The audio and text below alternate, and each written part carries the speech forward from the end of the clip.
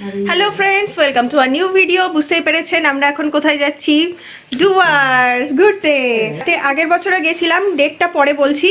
এই বাচ্চা নিয়ে যাওয়ার জন্য এই এখন বাজে রাত্রি 11টা। আমরা যাচ্ছি, মামা পুরো রেডি একদম, বাসাতে কোলে বাদুর মামা, গলায় জলের বোতল, আর এখানে মামির কোলে আছে পেঙ্গুইন আর মামি, এখানে আছে দিদি ভাই। তবে দিদি ভাই যাচ্ছে না, দিদি ভাই অন্য একটা জায়গায় যাবে, সেটা সব জানবেন আস্তে আস্তে ব্লগে। পিপি হেল্প করছিল আমাদের, আর এটা হচ্ছে পিসি, আমাদের পিসি, সেও হেল্প করছিল সবাই। তো এখন খুব দেরি হয়ে গেছে, আমরা বেরোচ্ছি। এই আমরা জাস্ট বেরিয়েছি, গাড়ি স্টার্ট দিয়ে এসছি, বাড়ির কাছে এসে জ্যাম খেয়ে গেছি। এই গাড়ি সবে চলা শুরু করলো, 10 মিনিট ধরে আমরা জ্যামে আটকেছিলাম মাঝেরহাট ব্রিজের ওপর। আর এই জ্যামটা কিছু দূর আছে, আধ ঘন্টা লাগবে বলছে এইটুকু ক্রস করতে। তারপরে আমরা যত এগিয়ে যাব আরও তত ইনফো দিতে থাকবো। এই আমরা এখন নবান্নের সামনে দিয়ে যাচ্ছি।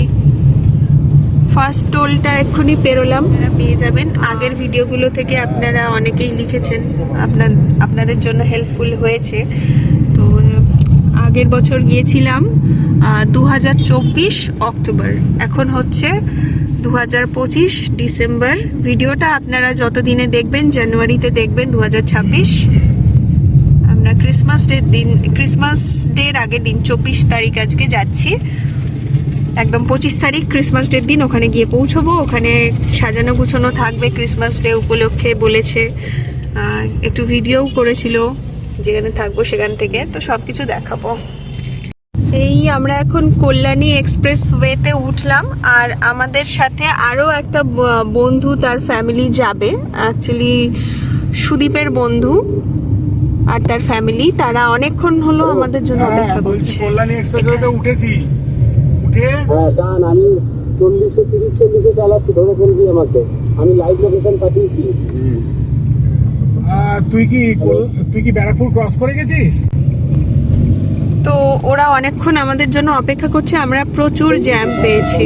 আমরা NH12 উঠে গেছি বড় জাগলি দিয়ে উঠে পড়েছি। এবারে কৃষ্ণনগর হচ্ছে 55 কিলোমিটার দূর দেখাচ্ছে কৃষ্ণনগর 55 কিলোমিটার দূরে। ওখানে আমরা একটা ছোট্ট হল্ট নেব। এখানে সামনে একটা টোল আছে। আর এখন টাইম কটা হয়েছে?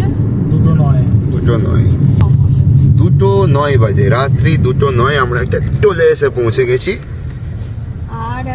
আর এবার আমরা ফার্স্ট ট্যাগে 3000 টাকা রিচার্জ করেছি, ওই ইয়ারলি প্যাকেজের ব্যাপারটা।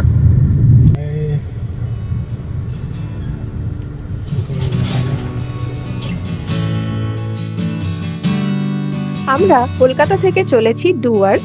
সেখানে গিয়ে প্রথমে উঠবো জালদাপাড়া জঙ্গল ভিউ রিসর্টে, আর সেখানে 2 দিন থাকবো। তারপর সেখান থেকে সাফারি আছে, আরও কিছু কিছু জায়গায় যাবার ইচ্ছে আছে, সেগুলো পরের ভিডিওগুলোতে দেখতেই পাবেন।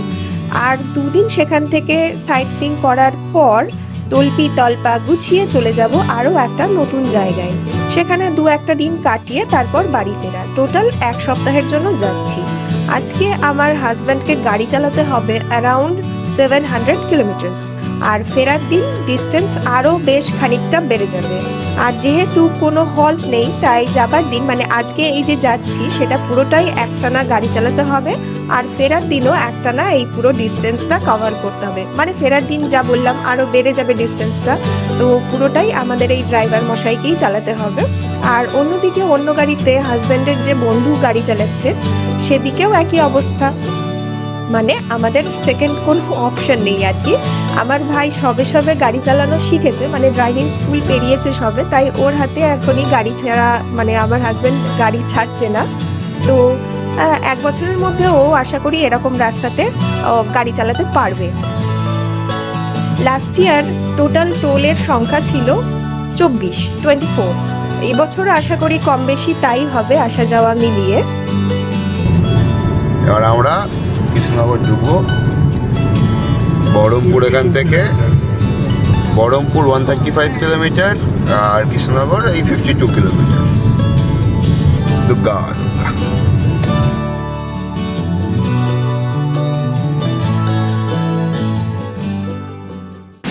এখানে এখন 12 ডিগ্রি মতো টেম্পারেচার আছে।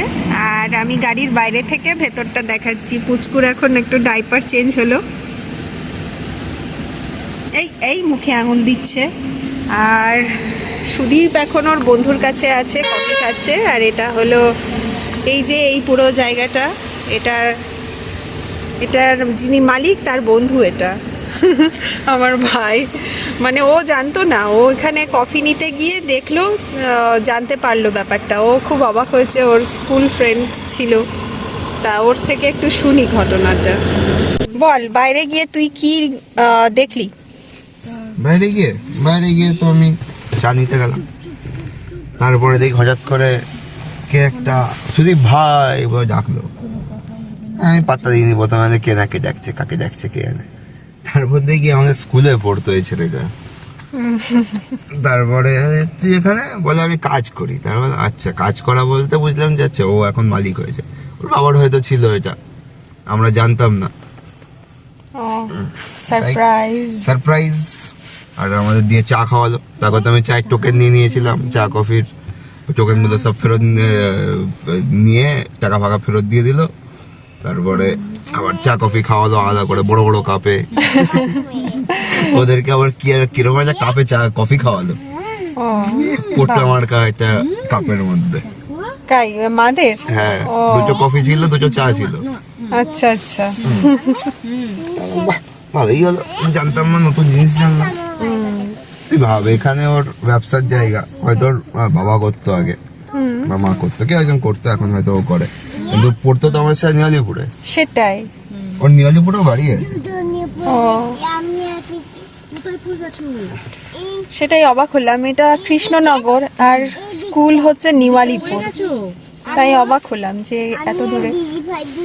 তো যাই হোক, এখানে আমরা একটু ব্রেক নিয়ে নিলাম। এরপরে টানা গাড়ি চলবে, একদম ব্রেকফাস্টে নামবো বোধহয়, নাকি বহরমপুরে গিয়ে দাঁড়াবো। বহরমপুরে এখান থেকে আরো ওই 85 কিলোমিটার। আচ্ছা, 85 কিলোমিটার। সুদীপ এখনো আসেনি, তাই ড্রাইভারের সিটে আমি এখানে এসে বসে আছি। তো চলুন। ক্যামেরায় কতটা বোঝা যাচ্ছে একটা সমস্যা, বাট আমরা ডান দিক বাঁ দিক কিচ্ছু দেখতে পাচ্ছি না। রাস্তায় কিচ্ছু দেখা যাচ্ছে না। সামনে একটা বাস আছে, তার পেছনে আমাদেরই আর একটা গাড়ি। এই ORVM লেফট রাইট ডান দিক বাঁ দিক কোনো দিকে কিচ্ছু দেখতে পাচ্ছি না।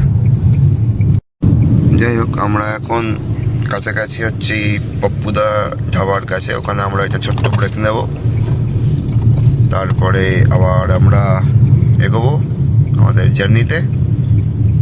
এই আমরা পপ্পুদা ধাবার কাছাকাছি চলে এসেছি। আর 2.5 কিলোমিটার বাকি, 2 কিলোমিটার বাকি। তো শীতকালে সকালবেলায় ড্রাইভ করতে হলে এই জিনিসটা মাথায় রাখবেন।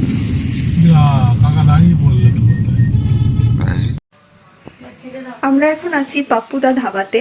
লাস্ট ইয়ার যখন এসেছিলাম ডুয়ার্স যাওয়ার পথে, এখানে আমরা খেয়েছিলাম, মনে হয় লাঞ্চ করেছিলাম এখানে। খুব সুন্দর ব্রেকফাস্ট হয়েছিল। ও আচ্ছা, এখানে আমরা ব্রেকফাস্ট করেছিলাম, ভুলে গেছিলাম। তো আবার এখানে এসেছি, কিন্তু এই এখন বাজে সকাল 6টা, এখনো অবধি এদের ঠিকভাবে খোলেইনি, মানে রান্নাবান্না হয়নি। এখন শুধু চা কফি পাওয়া যাবে, কিন্তু রাস্তায় এত বেশি কুয়াশা, যার জন্য এখানে কিছুক্ষণ হল্ট নিতেই হবে, কিছুক্ষণ এখানে অপেক্ষা করতে হবে। তাই আমরা ভেতরে এসে বসেছি, চা কফি খাবো যা পাওয়া যাবে, তারপরে রওনা হবো। মানে পাপ্পু ধাবা থেকে বেরিয়ে পড়েছি অনেকক্ষণই হলো। সেখানে চা কফি আলটিমেটলি কিছুই পাইনি। তো আবার বেশ খানিকটা গাড়ি চালানোর পর ঠিক করলাম যে এবার ব্রেকফাস্ট করা যাক। তো রাস্তার ধারে কোনো একটা ঠিকঠাক দোকান দেখে আমরা ঢুকে পড়েছি ব্রেকফাস্ট করব বলে। আর লাঞ্চটা একদম আমাদের হোমস্টেতে পৌঁছেই করার ইচ্ছে। মাঝে যদি আবার লাঞ্চ করতে দাঁড়াই, সেক্ষেত্রে আমাদের আরো বেশি লেট হয়ে যাবে। তো যে একটু লেট তো এমনি হবেই, তো যতই লেট হোক আমরা হোমস্টেতেই আজকে লাঞ্চটা করব। আমরা পৌঁছলাম এই হোটেলে 5টার সময়। পৌঁছেই আমি ব্লগটা করতে পারিনি। 6টার সময় লাঞ্চ করলাম। আগে তো ফ্রেশ হব, তবে তো লাঞ্চ।